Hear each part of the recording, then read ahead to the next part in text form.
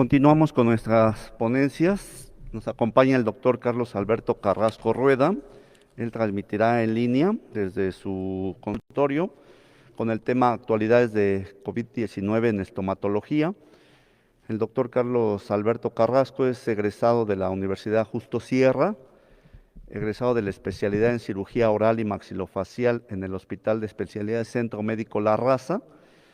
Tiene maestría y doctorado en salud pública en la Universidad de las Américas Morelia, Michoacán. Fue presidente en el periodo 2015 al 2018 del Colegio Mexicano de Cirugía Oral y Maxilofacial del IMSS. Es autor y coautor de publicaciones a nivel nacional e internacional. El doctor Carlos Alberto Carrasco Rueda, le damos la bienvenida a las 19ª Jornadas de Estomatología. Iniciamos con su ponencia. Muchísimas gracias. Nos estén viendo. Entonces, para nosotros es importante el poder hablar acerca de las actualidades del COVID en estomatología.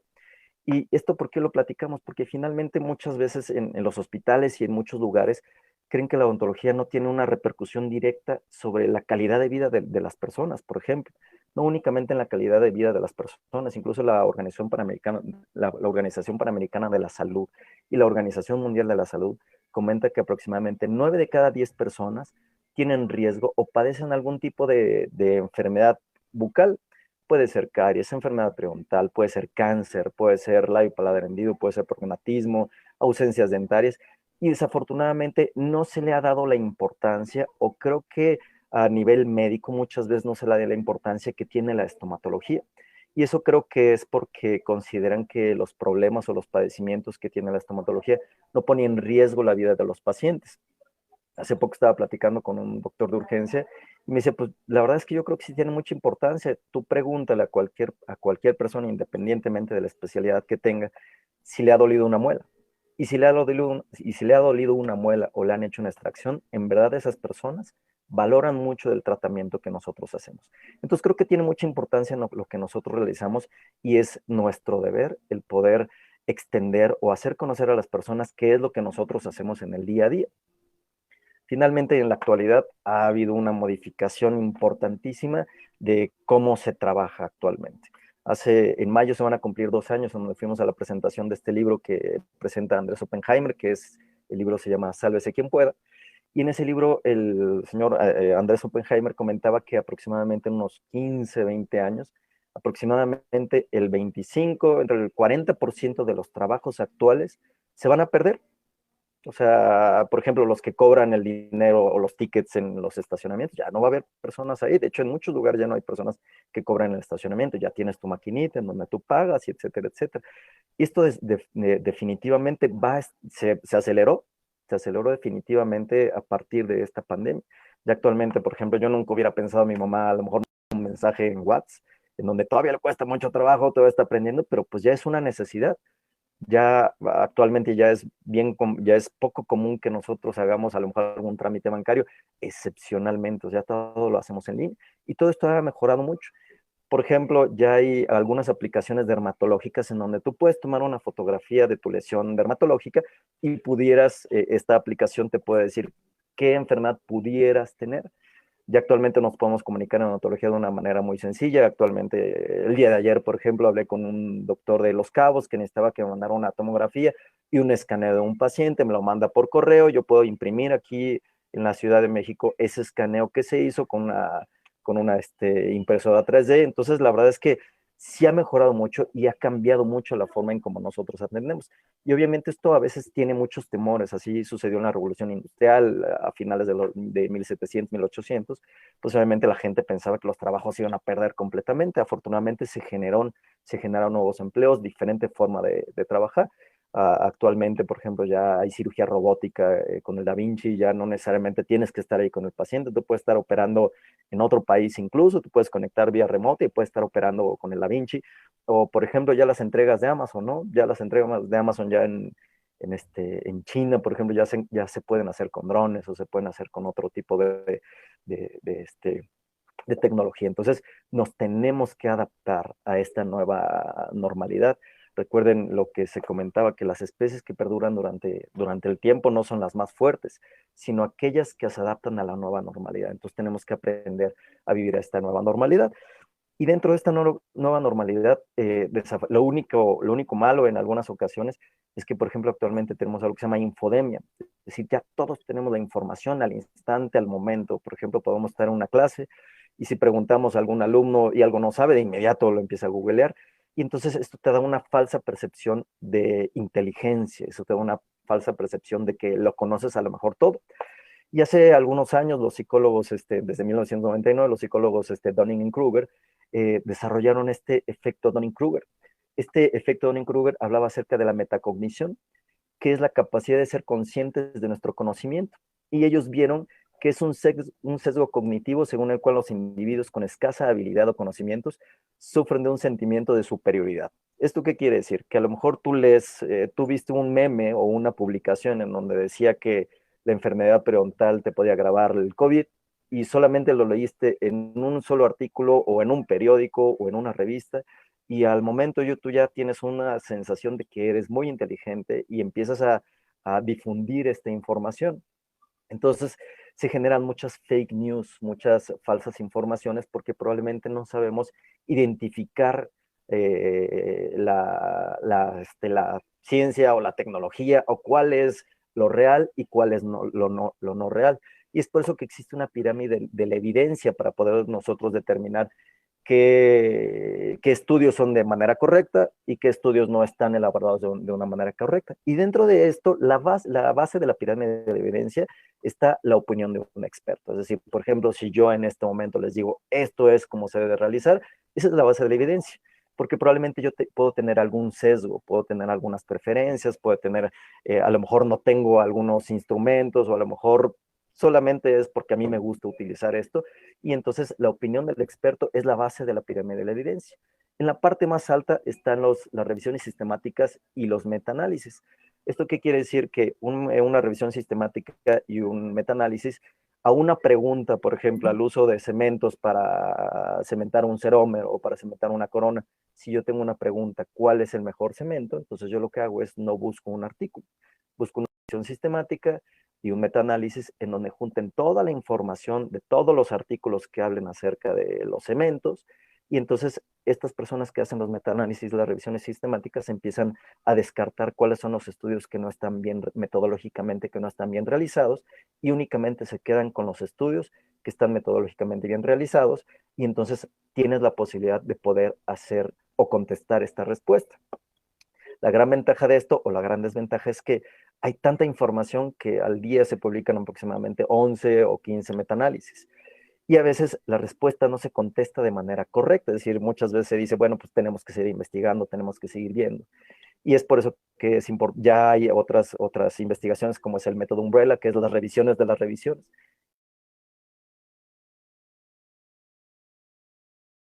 en todos lados. Y hablando del coronavirus, ya adentrándonos o hablando directamente de lo que es la enfermedad, es el doctor Li Wenliang. El doctor Li Wenliang, la verdad es que creo que siempre es importante hablar un poco de historia o hablar de los personajes que directamente tuvieron algo que ver con esta enfermedad y darles su reconocimiento. El doctor Li Wenliang es oftalmólogo, él fue el primero que describió la enfermedad. En China tienen una aplicación tipo Twitter, nada más que ahí se llama Weibo, y empezó a ver que había varios pacientes que tenían una enfermedad pulmonar que era muy parecido al SARS del 2002. Entonces empezó a mandar ahí sus comunicaciones, oigan, ¿saben qué? Cuídense mucho, protéjanse, porque parece que otra vez tenemos un problema como el SARS del 2002. Y el problema es que en China tienen muchos sensores, es decir, están revisando qué es lo que están publicando en todo momento, y si hay alguien que está, por ejemplo, hablando mal del gobierno, entonces los sensores lo bloquean y directamente pueden ir con esa persona y decir, oye, ¿sabes qué? No, no sigas hablando de esto porque puedes tener un problema.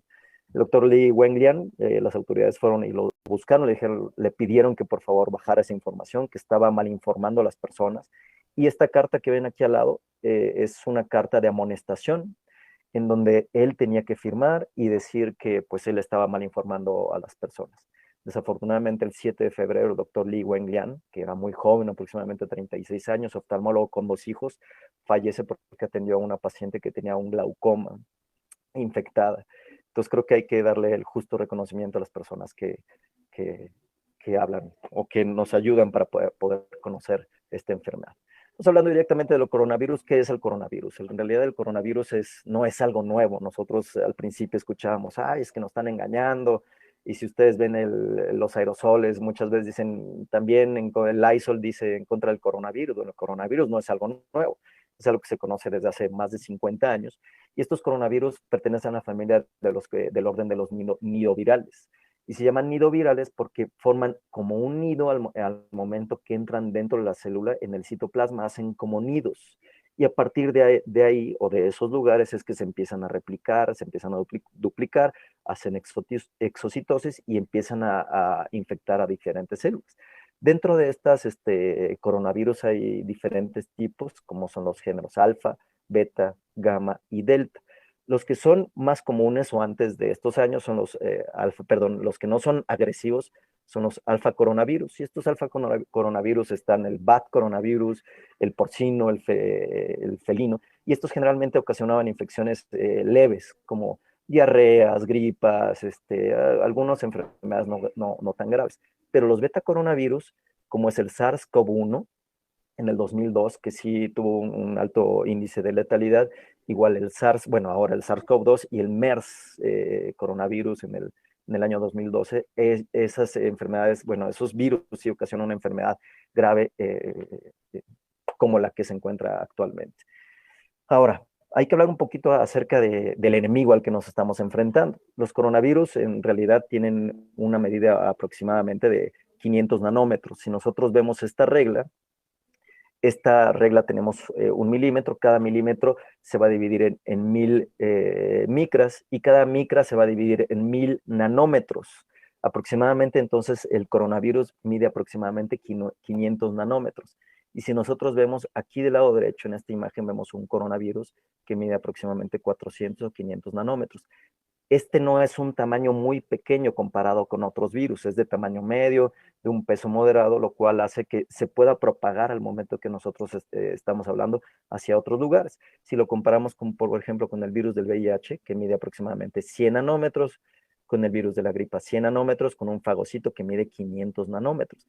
Pero si lo comparamos con una bacteria, vean el tamaño de la bacteria si lo comparamos con el coronavirus, 1 a 2 nanómetros, perdón, micras, 1 a 2 micras, 1 a 2 micras, entonces bastante la diferencia. Y si aquí comparamos una bacteria de Escherichia coli con unos cilios, es muchísima la diferencia. Entonces, en realidad está muy grande la diferencia entre uno y otro. Estos coronavirus van a tener estas pequeñas salientes que se llama la proteína spike, van a tener diferentes proteínas que son S, M, N y N, van a tener una nucleocápside, van a tener una membrana lipídica, pero al principio solamente tiene una membrana lipídica. Al momento que infecta una célula y por exocitosis sale, entonces ya va a tener la otra membrana lipídica que obtuvo a partir de la...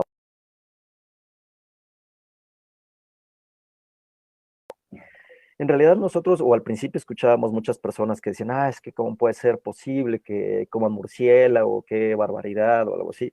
Yo les aseguro que si le preguntan a un europeo que si es normal que nosotros comamos escamoles, o que si comamos chapulines o hormigas, pues obviamente se van a espantar y van a decir que qué barbaridad, que qué tipo de alimentación tenemos. En realidad no es raro que pues, comamos animales, y en realidad tampoco es raro que los animales transmitan enfermedades.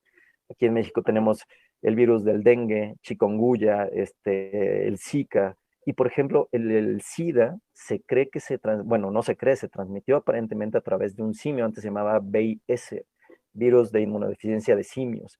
Y se cree que esta fue obtenida a través de un soldado que estaba en África, que pues obviamente moría de hambre, entonces tuvo que cazó a un simio, se lo comió y él fue aparentemente el paciente cero del virus del VIH. Entonces, no es algo que no sepamos, que no conozcamos. El único inconveniente es que estos vampiros o estos murciélagos del tipo herradura, como comen muchos zancudos o muchos insectos, ellos tienen mucha inmunidad para todas las enfermedades que tienen, pero sí la pueden transmitir. Y la forma en cómo se transmitió el virus no necesariamente fue directamente a través de un murciélago, es decir, no es que una persona se haya comido un murciélago, es que probablemente ese pudo haber sido el primer vector, puede ser, pero pudo haber un intermediario. ¿Eso qué quiere decir? Que un pangolín, por ejemplo, o un dromedario se pudo comer a un murciélago. Una Gracias. disculpa a todos, parece que hubo ahí una pequeña falla técnica. Vamos a continuar. Les comentaba, digo, no sé en qué parte se quedaron, les comentaba que no es, digo, no es algo raro que los animales transmitan las enfermedades, que en México tenemos un sinnúmero de enfermedades transmitidas por animales, como es el dengue, el zika, el chikungunya, y que, por ejemplo, el virus del VIH fue transmitido por un simio. Aparentemente el paciente cero es a partir de un soldado que estaba en África, que tuvo que cazar un simio, se lo tuvo que comer, y a partir de ahí él hizo la propagación de esta enfermedad. Lo único inconveniente es que, por ejemplo, los murciélagos son unos grandes receptores de muchos virus, y ellos tienen mucha inmunidad para esto. Como comen muchos insectos, tienen mucha inmunidad. Y este animal que ven al centro es el pangolín, y es el que probablemente se cree que hizo la difusión de esta enfermedad. Es decir, fue un transmisor, que el pangolín se comió a un murciélago, y que probablemente al estar en contacto con personas se hizo la transmisión de la enfermedad. Esta transmisión se llama zoonosis, es una transmisión de un animal a los humanos, y ya una vez que un humano está infectado, ya puede hacer una transmisión de humano a humano o de una transmisión totalmente directa. Y aquí tenemos nosotros el coronavirus. Estas espigas que alcanzan a ver es la proteína Spike, y es el motivo por el cual aparentemente su transmisión es tan fácil o tan sencilla, porque nosotros tenemos muchos receptores para que este virus se pueda replicar. Nosotros en nuestro organismo tenemos unos receptores que se llaman ECA, que es enzima convertida a angiotensina tipo 2, y además tenemos una proteasa, una proteína que es el serin proteasa transmembrana tipo 2, que es como si ustedes le pusieran un primer a la resina. Hagan de cuenta que es el TMPRS2, que hace que se adhiera de una manera perfecta esta proteína Spike a nuestras células. Y en el momento en el que se adhiere, llegan esta parte interna de lo que es la célula. En este momento replican su RNA, y a través de exocitosis salen estas células replicadas ya con una nueva capa o como una nueva membrana lipídica. Y esto es lo que hace que sea mucho más fácil la infectividad. El motivo por el cual se hace muy grave la infectividad de esto es que nosotros tenemos muchos receptores SECA. Podemos tener receptores en los pulmones, en los riñones, en el corazón, en el endotelio vascular, y es por eso que también se encuentran muchas lesiones trombóticas en estos pacientes. Y los pacientes que se ponen graves es que hacen una tormenta inflamatoria de citoquinas, que tienes una respuesta exagerada para poderte defender de esto, y lo que hace que no respondas de forma adecuada, y es por eso que se pone grave. Cuando nosotros empezamos a leer un poco de estos receptores SECA, empezamos a ver algunos reportes en la literatura en donde comentaban que en la cavidad oral también había receptores SECA2, y que la lengua y las glándulas salivales eran uno de los principales lugares en donde se encontraban muchos receptores ECA2. Y nosotros pensamos que probablemente, como había muchos receptores ECA2, igual que en otros órganos, entonces probablemente podrían haber algunas manifestaciones orales, porque existen muchos receptores, y que a partir de, si tienes receptores ahí, quiere decir que en esos mismos lugares va a haber mucha replicación de este virus. Entonces podría considerarse como un riesgo potencialmente alto para la susceptibilidad infecciosa del SARS-CoV-2. Y aquí tenemos algunas tablas en donde vemos aquí en cavidad oral cómo se encuentran receptores ECA2, y que la lengua es uno de los lugares en donde se encuentran muchos receptores ECA2, y no únicamente la lengua, sino también las glándulas salivales.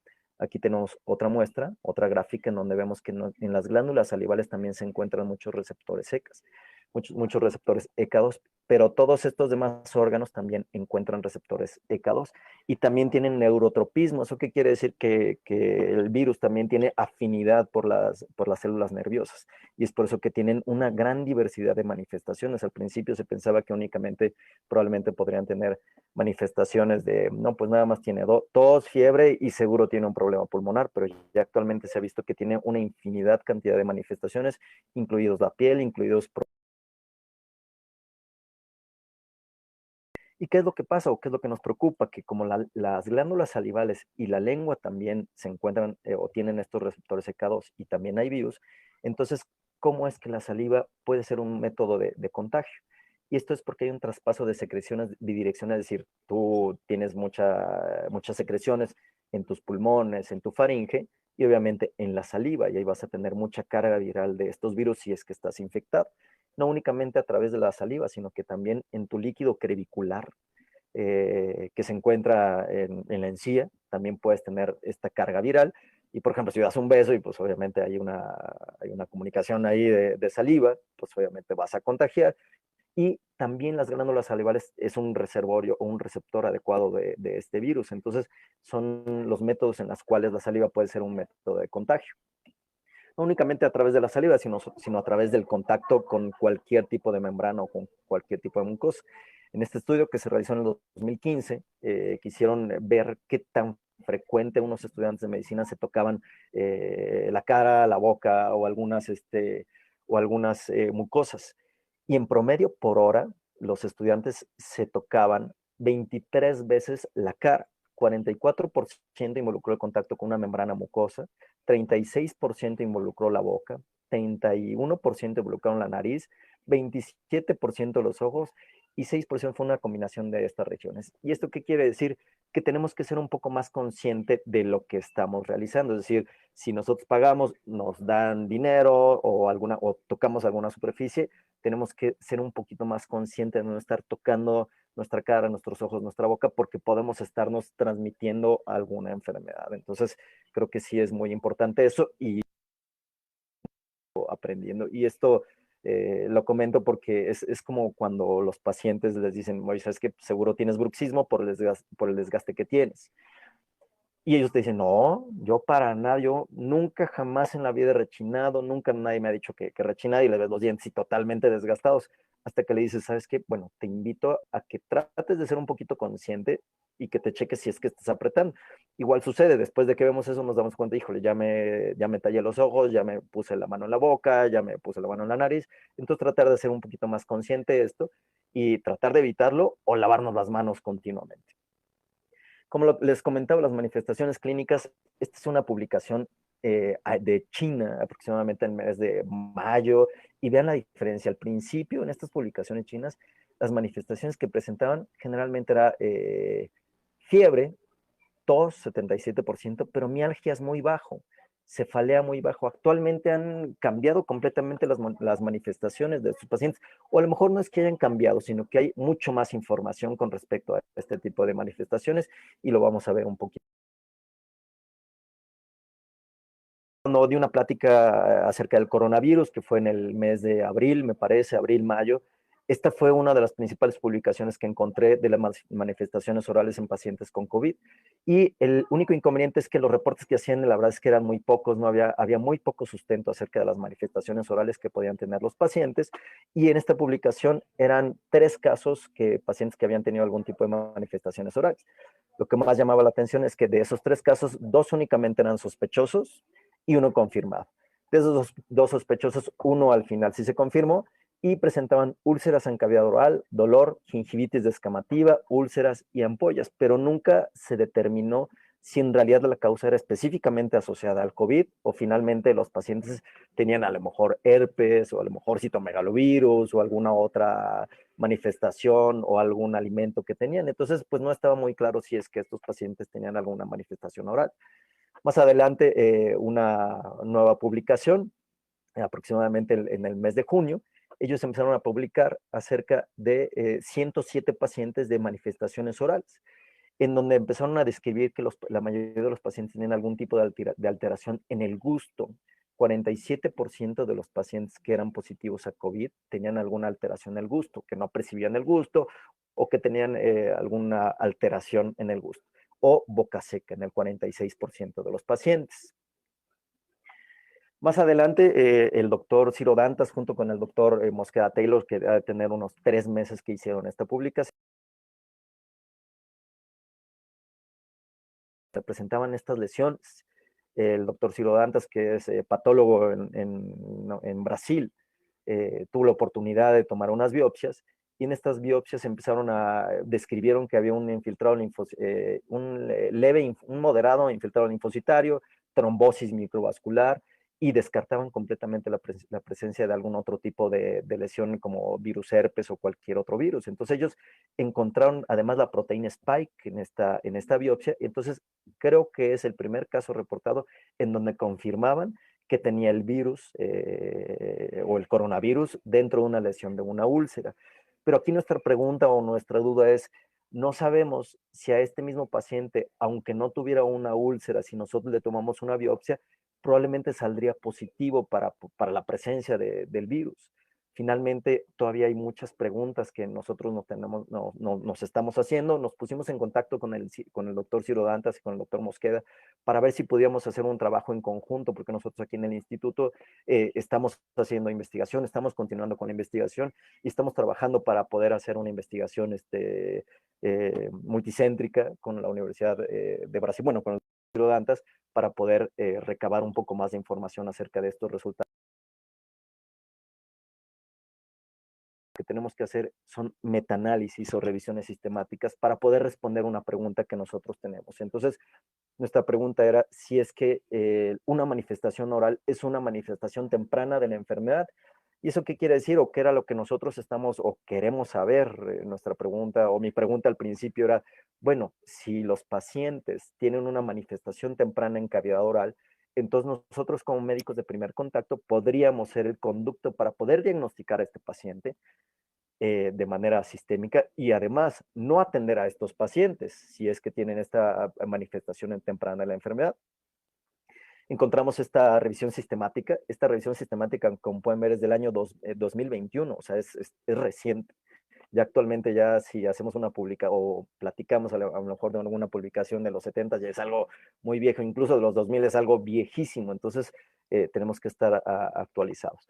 Y en esta metaanálisis se revisaron 10.228 pacientes, eran más de 30 artículos que juntos completaban 10.228 pacientes, y lo que ellos querían investigar es que si es que habían alteraciones del gusto y lesiones orales en los pacientes positivos a COVID-2. Y para la evaluación de la mucosa oral, los resultados secundarios incluyeron la presentación clínica de la lesión, la hipótesis de su diagnóstico, y también quisieron determinar si es que se trataba de una coinfección, de una manifestación autoinmune inflamatoria o un signo primario de infección por SARS-CoV-2. Porque aquí nuestra pregunta que tenemos es que probablemente muchos de los pacientes que ya llegan graves, las manifestaciones que pueden tener, bueno, de úlceras o vesículas, pueden ser por la inmunosupresión que ya tienen, o pueden ser por los medicamentos que ya se le está dando a estos pacientes, o por el oxígeno suplementario que se le está administrando a estos pacientes. Entonces tenemos que ser muy cautelosos en base a la investigación de estos pacientes. En este metaanálisis lo que hicieron fue dividir a los pacientes en moderados y graves y leves. Y encontraron también que la disfunción del olfato es reportada ampliamente en estos estudios incluidos, y los trastornos del gusto varió de 4.9% hasta el 69.8%. E iban desde ageusia, que es totalmente no percibía ningún tipo de sabor, hasta alteraciones del gusto y del sabor el 38%. Pero como podemos ver, la verdad es que es bastante. Entonces, ya casi de broma decimos, bueno, cuando llega un paciente le pones un poco de eugenol o IRM en la boca, y si no percibe ningún sabor, vámonos para su casa, porque ya sabemos que probablemente es un paciente que puede ser positivo para SARS-CoV-2. Dentro de este mismo estudio, 4 pacientes presentaron lesiones en la mucosa oral en un área localizada, 3 presentaron lesiones difusas y no se informaron datos para un paciente. 5 casos, la mucosa de la lengua estaban afectados, 3 casos de lesiones en los labios, en el paladar duro, es decir, en estas mismas dos zonas, y la mucosa bucal y la encía fueron descritos una vez en diferentes pacientes. Entonces, como pueden ver, de los 10.000 y tantos pacientes que revisaron, no habían tantas lesiones en cavidad oral como son úlceras o en lengua. Aparentemente el motivo por el cual existe una alta prevalencia de los trastornos del gusto es por el aparente neurotropismo que tiene el coronavirus por las terminaciones nerviosas, es decir, tiene una alta afinidad por las células nerviosas, y aparentemente eso es lo que puede estar afectado por el nuevo coronavirus, por la afección de las yemas gustativas que están nerviados por los nervios craneales. Y también las funciones relacionadas pueden verse afectadas en segundo lugar, porque puede unirse a componentes de la mucina salival esenciales, como es el ácido ciálico, lo que va a acelerar completamente la degradación de las partículas gustativas y va a perturbar la sensación gustativa. Entonces, como ya vimos también, la lengua va a tener una alta concentración de receptores secas, entonces pueden tener una afectación a través de la dopamina y la corregulación de la síntesis de la serotonina. Entonces, estas son algunas de las teorías que se tienen por las cuales se encuentra una alta prevalencia en el sentido del gusto, pero aquí tenemos una foto de un paciente en donde fui a revisar al paciente en terapia intensiva, un paciente intubado que tenían este tipo de lesiones. Ya van varios pacientes que he ido a revisar que nos piden interconsultas que tienen este tipo de lesiones. Desafortunadamente, por el momento no hemos podido tomarle una biopsia para poder corroborar lo que el doctor Ciro Dantas describió. Ya estamos platicando con ellos para poder tomar esas biopsias, poderle mandar a ellos estas muestras para poder corroborar lo que ellos ya describieron. Los pacientes con infección grave por COVID-19 desarrollaron lesiones tardías entre el día 7 y el día 24 después del inicio de los síntomas. Entonces, ya estos pacientes graves ya no sabemos si estas manifestaciones que tienen son por la inmunosupresión que tienen, por los medicamentos que se le están administrando, porque hay que recordar que pues, hay una infinidad de enfermedades que pueden presentar estas manifestaciones. Y generalmente estas manifestaciones cicatrizaron de 3 a 21 días a través de tratamientos locales, por higiene bucal o totalmente de forma espontánea. Y es por eso que nosotros nos dimos a la tarea o nos hicimos nuestra pregunta de si es que los pacientes positivos a SARS-CoV-2 tenían manifestaciones orales. Nosotros empezamos a hacer estudios epidemiológicos en los pacientes que tienen síntomas de COVID. Hicimos aproximadamente 1,500 entrevistas. A la fecha se siguen haciendo entrevistas y la verdad es que tengo que agradecer a todos los pasantes que nos ayudan al momento de poder hacer estas entrevistas, y no únicamente que nos ayudaron a hacer estas entrevistas, sino que también le hicieron el seguimiento para estos pacientes a la doctora Cristina, que está directa, que nos manda fotos de los pacientes que se encuentran graves, que llegan al área de triage, que les toma algunas fotos y que nos comentan algunas de las características que tienen estos pacientes, al doctor Ilan, que también directamente trabajando en este mismo trabajo, a la investigadora Rosario, que nos ayuda para poder descifrar todos estos resultados. Entonces, dentro de las principales comorbilidades que encontramos, la principal fue el sobrepeso, 23% de los pacientes, y aquí, si se fijan, las manifestaciones que tenían ya empezaron a cambiar. 36% de los pacientes ya positivos, o sea, de los 1,500 que revisamos, solamente 150 encontramos positivos, más bien no 150 encontramos positivos, positivos eran más de 250, pero únicamente aceptaron para entrar al protocolo 150 pacientes. De estos 150 pacientes durante la infección por COVID, 63% dijeron que tenían fatiga o debilidad durante su enfermedad, 33% tuvieron dolor abdominal, 59% tuvieron escalofríos, 42% tuvieron rinitis, 36% de los pacientes tuvieron disnea, 53% de los pacientes tuvieron mialgias, 37% de los pacientes tuvieron dolor de garganta, 51% de los pacientes tuvieron alguna alteración del gusto y 55% de los pacientes tuvieron serostomía. Bueno, este dato me parece que está ahí un poquito extraño, ahorita lo corroboramos. Y pues nada más, son los datos más importantes. Dentro de este universo, de estos 150 pacientes, 65% de los pacientes tuvieron algún tipo de manifestación oral. Nosotros hicimos preguntas dirigidas a los pacientes preguntándoles si es que tuvieron inflamación de glándulas salivales o alguno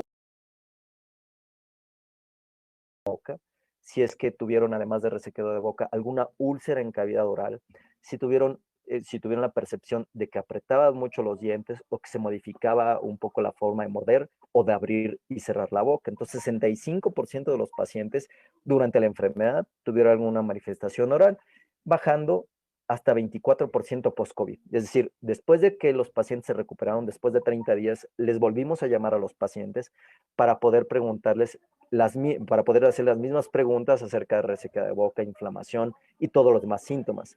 Entonces, después de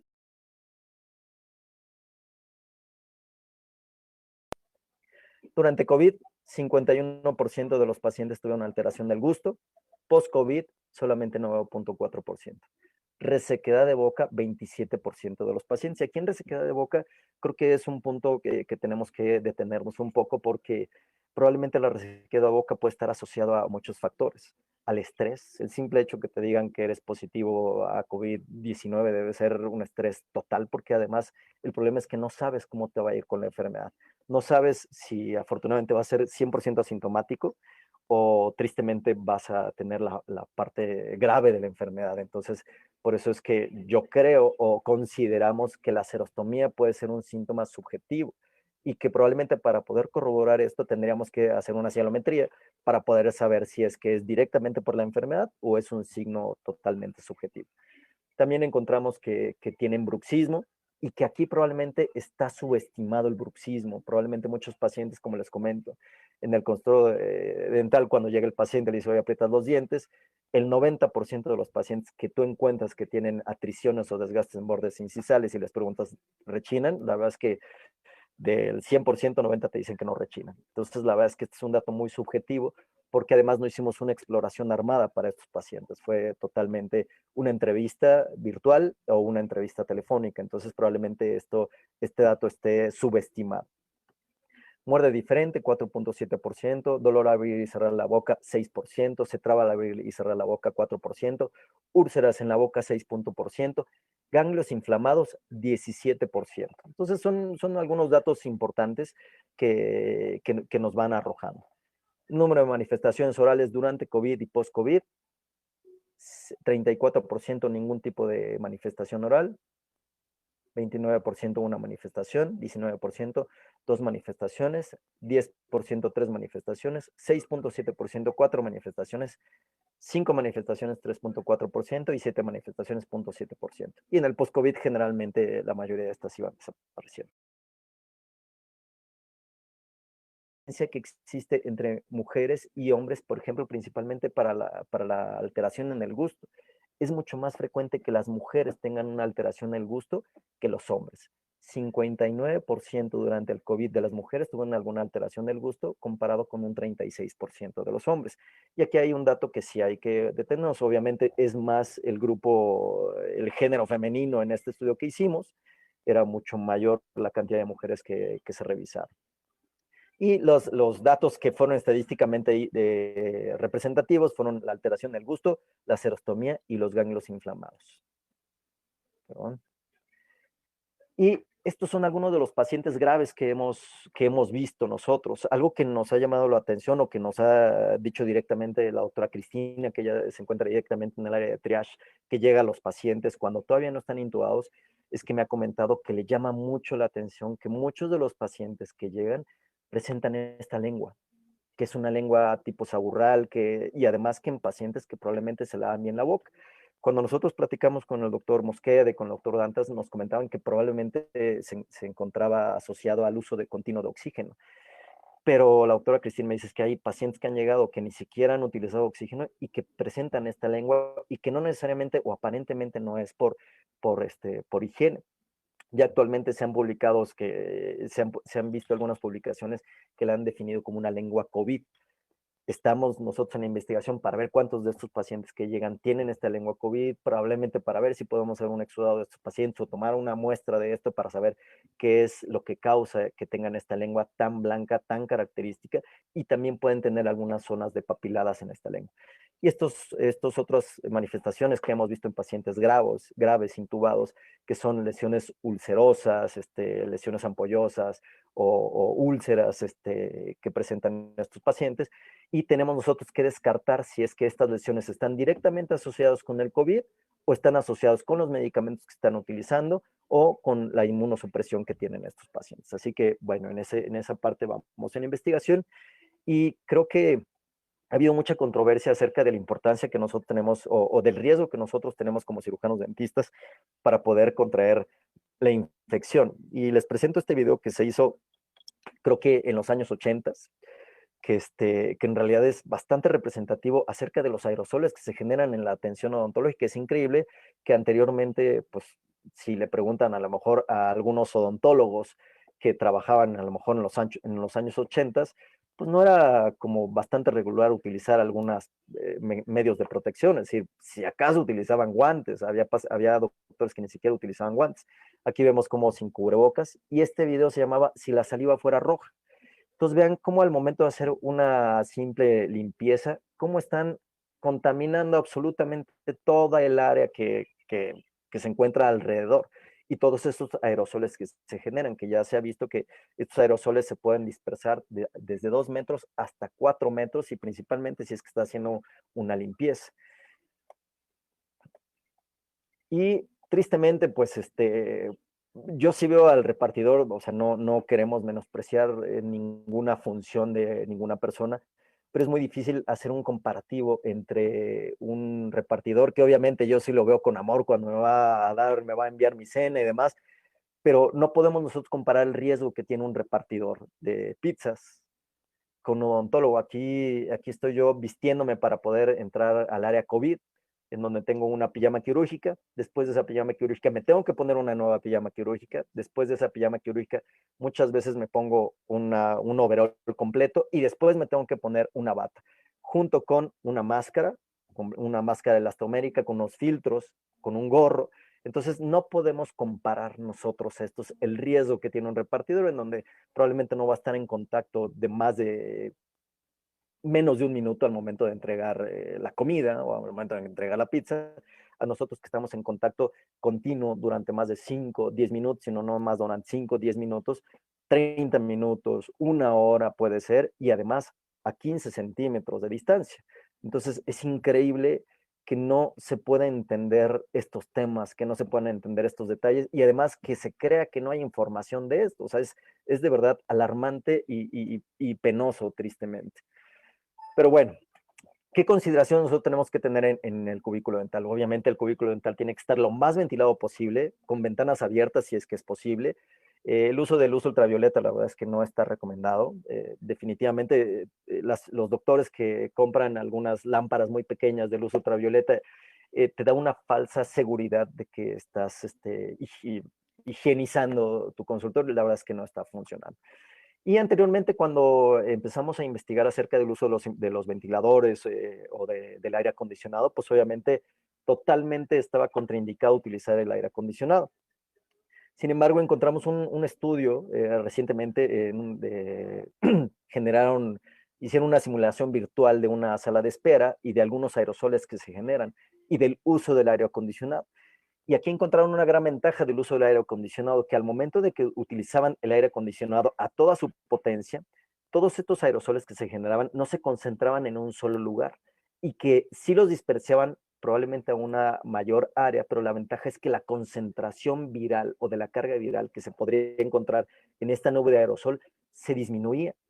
Entonces, con esto no quiero decir que tienen que utilizar el aire acondicionado, ¿eh? Este punto es muy importante, porque además fue un modelo tridimensional, matemático y todo lo demás, sino simplemente vamos viendo cómo va cambiando la información y cómo tenemos que estar actualizándonos día con día. Lo único que sí les recomiendo es que si pueden conseguir unos filtros como de este tipo, hay uno de estos que se llama Winix, que tiene un filtro EPA, que lo que está haciendo es que todas las partículas que están generando los va ingresando a este filtro y los va limpiando, que filtra aproximadamente el 99% de todos los virus y bacterias. Esto sí es recomendable dentro de lo que es tu consultorio dental. Y una de las preguntas principales, ¿cuánto duran estos aerosoles en el consultorio dental? Y se ha visto que la vida media de los aerosoles en el consultorio dental van a estar aproximadamente media hora en el consultorio dental. Entonces, si tú hiciste una limpieza y generaste todos tus aerosoles y todo lo demás, entonces esa nube de aerosoles, la vida media que se va a encontrar ahí va a ser aproximadamente a 30 minutos. Entonces, probablemente ahí en ese momento, una vez que terminaste y que se sale el paciente y te sales tú, a lo mejor vale la pena sí que coloques tu aire acondicionado para que se dispersen completamente todos estos aerosoles que se generaron, que disminuyan esta carga viral. Y bueno, como ya sabemos, en el cobre, en el plástico y demás, si no hay una limpieza, pues obviamente va a tener una alta duración el virus. Previo al procedimiento, se recomienda hacer un enjuague con iodopovidona, cloruro de acetilpiridino, oxoral, estericide, clorexidina. Sí es recomendable utilizar este tipo de enjuagues. ¿Y por qué? Pues porque se ha visto que disminuyen la carga viral del SARS-CoV-2, que lo vamos a ver más adelante. Este es un estudio muy interesante que se hizo acerca de la diseminación de los aerosoles y las gotículas durante una limpieza con ultrasonido. Lo que hicieron, pusieron un maniquí, pusieron una persona y pusieron muchos filtros de papel en diferentes lugares, extendidos hasta 2 metros, para ver en qué zonas se encontraban estos aerosoles, hasta dónde se depositaban y cuáles eran los lugares en donde principalmente se encontraban. Al contenedor o al flush le ponían una solución que tenía color, y entonces se hizo la limpieza. Aquí está el flush que tenían, hicieron aparentemente la limpieza durante 15 minutos y se encontró que los lugares en donde se encontraba la mayor cantidad de estos aerosoles era en la parte interna de la careta, en el pecho del operador, en el brazo derecho del operador, en el pecho del asistente y en el brazo izquierdo del asistente, y que esto se encontraba hasta 2 metros y que se encontraba principalmente aquí a las 3 de la tarde, a las 11, perdón, 3 de la tarde, perdón, a las 9, perdón, no de la tarde, a las 9, a las 11 y a las 12, que era uno de los principales lugares hacia donde se diseminaban estos aerosoles. Entonces, por lo cual es importante, o la recomendación a lo mejor que yo les haría es que al tu flush probablemente le coloques un poco de clorexidina para hacerlo. Y también, si es que es posible, utilizar un sistema de succión extraoral. En algunos países, en algunas asociaciones han comentado que sería indispensable, incluso obligatorio, tener este sistema de succión extraoral, que la verdad es que el único inconveniente es que es muy caro, cuesta 40, 50 mil pesos, que esperemos que empiecen a bajar esto. Esto lo que hace es, lo colocas cercano al lugar donde estás trabajando y está aspirando todos estos aerosoles. Y hace algunos meses empezamos a imprimir estos dispositivos para poder controlar un poquito los aerosoles. La verdad es que a veces al principio nos costaba un poquito de trabajo utilizarlos. La verdad es que sí funcionan, o no sabemos qué tanta utilidad tenga, pero pues si es posible utilizarlo, pues en algunas ocasiones puede ser recomendable. Eliminar la escupidera, esta parte se nos ha complicado mucho porque los pacientes como que tienen la necesidad de que escupan. Entonces lo que hacemos, o lo que les recomiendo, es que si quieren que se enjuaguen, que le pongas el eyector y que escupan todo dentro del eyector. Y un punto muy importante, que cuando terminemos, a tu sistema de succión, que succiones un poco de agua diluida con cloro diluido con agua, para que todo tu sistema de flush o todo tu sistema también se esté limpiando, porque si no, pues obviamente están recolectando ahí toda la cantidad de bacterias, virus y demás. En esta revisión sistemática, en una revisión sistemática que habla acerca de si es que funcionan los enjuagues, bueno, pues las unidades formadoras de colonia se redujeron del 64 al 78% si es que utilizabas clorexidina comparado con un control, es decir, agarraron a pacientes que se enjuagaban con agua y pacientes que utilizaban clorexidina, y veían que en todos los casos, absolutamente en todos, había una reducción de las unidades de formados de colonia. Y la ventaja es que, por ejemplo, la clorexidina actúa directamente rompiendo en la barrera bilipídica del virus, y entonces de esa manera disminuye. Desafortunadamente todavía no están los metaanálisis o las revisiones de los estudios utilizando un antiséptico preprocedimiento para SARS-CoV-2. Y aquí hay una revista que se llama Clinical Trials, en donde te describen en qué parte van en el proceso de investigación. La vez que nosotros aquí en el instituto estamos buscando la forma de hacer esta investigación. Hemos tenido por ahí algunos temas que les cuesta un poquito de trabajo entender que es importante que nosotros hagamos este tipo de estudios, no únicamente para la odontología, sino de manera general, porque probablemente si un paciente positivo se enjuaga continuamente con clorexidina, cloruro de acetilpiridino, yodopovidona, probablemente pudiera ser que esa carga viral que tú tienes te puede disminuir y que tus manifestaciones sean un poco menores. Y este es un estudio que se realizó en 2 pacientes, en donde les enjuagaron y vieron qué tanto disminuía la carga viral. Entonces, aquí se tomó una muestra en donde se ve la carga viral, se hace el enjuague y se ve qué tanto baja la carga viral a la hora, a las 2 horas y nuevamente a las 4 horas. De estos 2 pacientes, los 2 tuvieron una reducción importante de la carga viral en saliva después de enjuagarse con clorexidina. Entendemos que es una muestra muy pequeña, que únicamente son 2 pacientes, pero indudablemente, si a mí me dicen que disminuye la carga viral en 2 pacientes, pues obviamente empecemos a hacerlo en nuestros pacientes, y ya una vez que se hagan los resultados de toda la...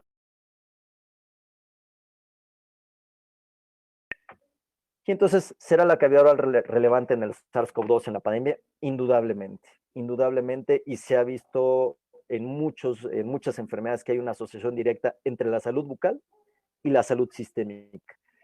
Se ha visto en la enfermedad del corazón, en cáncer de boca, en diabetes, absolutamente en enfermedades pulmonares, y no es la excepción, o no debe de ser la excepción, insisto, no tenemos todavía los documentos para poder determinar o poder decir completamente que la cavidad oral influye en la gravedad del coronavirus, pero si se ha visto que está asociado con la disfunción eréctil, por ejemplo, entonces no sería de extrañarse que sí tiene alguna relación. Estaremos obviamente investigando esto y podremos saber. Y ahorita tenemos en general un reto muy importante. En la actualidad, los alumnos para la atención en universidades, de verdad, es un reto que a la fecha está complicado. Está muy complicado porque hablamos con alumnos que están en la especialidad, por ejemplo, de ortodoncia, y dicen, pues la verdad es que yo llevo 1 año y medio y no he colocado un solo bracket. Voy a ser ortodoncista virtual. Entonces tendremos que buscar la forma de ayudar a las universidades, a los pacientes, a todo el mundo para poder resolver de qué manera se podrá retomar el tratamiento a los pacientes o la atención a los pacientes. Y pues esto es lo que vemos actualmente. Ya hemos visto que estas micas pues no ayudan tanto y pues al principio pues es lo que estamos haciendo, ¿no? Todo tiene que estar cubierto, nuestra máscara y todo lo malo. Lo único malo es que ya cuando estás todo vestido y todo lo demás, si te llama el paciente para cancelar, te quieres morir. Pero bueno, pues es algo a lo que nos estamos acostumbrando. Aquí esta es una área del instituto en donde desafortunadamente tendremos que modificar porque ya no hay manera o no es recomendable que estén 3 unidades trabajando de manera simultánea por todos los aerosoles que se generan y estaríamos contaminando de un lugar a otro. Y ahora, no es algo nuevo que las enfermedades se transmiten, la hepatitis, el VIH, la tuberculosis, la enfermedad del beso, es decir, no es algo nuevo, solamente que ahora fue mucho más grave. Y como conclusiones, pues solamente me resta de agradecerles, pedirles a todos que se cuiden mucho, por favor, que todos los pacientes son potencialmente positivos a coronavirus, que un cubrebocas plisado no te ayuda a protegerte si es que vas a atender a un paciente en tu consultorio dental. Así que pues les agradezco mucho su atención. Estoy a sus órdenes, aquí les dejo mi correo por si acaso tuvieran alguna duda, con todo gusto estoy abierto a cualquier pregunta. Mi Facebook se los dejo, mi Instagram, si tuvieran alguna duda, pues les agradezco su tiempo y muchísimas gracias a todos. ¿Qué tal? Buen día. Sí tenemos unas preguntas. La primera es si la reactivación de manifestaciones orales de BPH tiene que estar asociado al COVID. La reactiva, pudiera ser, ¿eh? O sea, no está nada descrito, pero pudiera ser que haya una reactivación, porque finalmente vas a estar con inmunosupresión. Entonces se puede reactivar el virus del BPH, indudablemente, pero no te lo podría determinar concreta o con toda la seguridad del mundo. Ok, muchas gracias. ¿Y qué recomendación daría para la programación de consultas a nivel institucional debido a la concentración y duración del virus?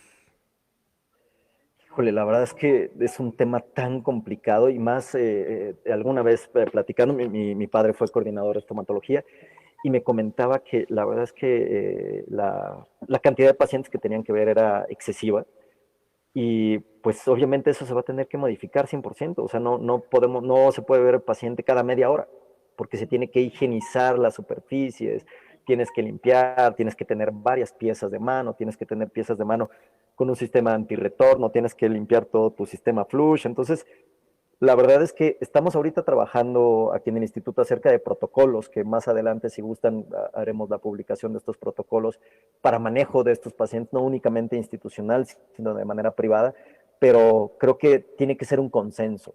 O sea, no te podría decir algo yo exclusivamente, porque tiene que ser por consenso de todas las unidades de estomatología, de todos los institutos, y la verdad es que debería ser o tiene que ser a nivel mundial. Lo único que te puedo decir es que sí se va a modificar 100% y tienen que hablar con sus coordinadores de estomatología desde este momento, porque no se va a poder regresar a ver un paciente cada media hora o cada 15 minutos como se hacía antes. Definitivamente, tristemente se va a cambiar o se tiene que cambiar y la verdad es que los que lo van a padecer mucho son los pacientes. Esperemos que la vacuna nos ayude a poder mitigar todo esto y que podamos atender de una manera segura. pero hasta que no llegue ese momento se va a tener que modificar completamente la forma de atención de los pacientes. Muchas gracias, doctor. Y por último, preguntan si la clorexidina en el sistema flush afectaría hasta cierto punto la preparación en el proceso de obturaciones como resinas. Híjole, no sabría decirte, ¿eh? Yo creo que no, porque puedes limpiar la superficie de tu diente antes de poner una resina, o sea, no tendría por qué afectar tu preparación, ni mucho menos, ¿no? O sea, tú preparas a tu diente antes de poner tu resina y no tendría por qué tener algún efecto directo. No lo sé, si quieres lo revisamos y con muchísimo gusto platicamos. Ok, muchas gracias, doctor. No, al contrario.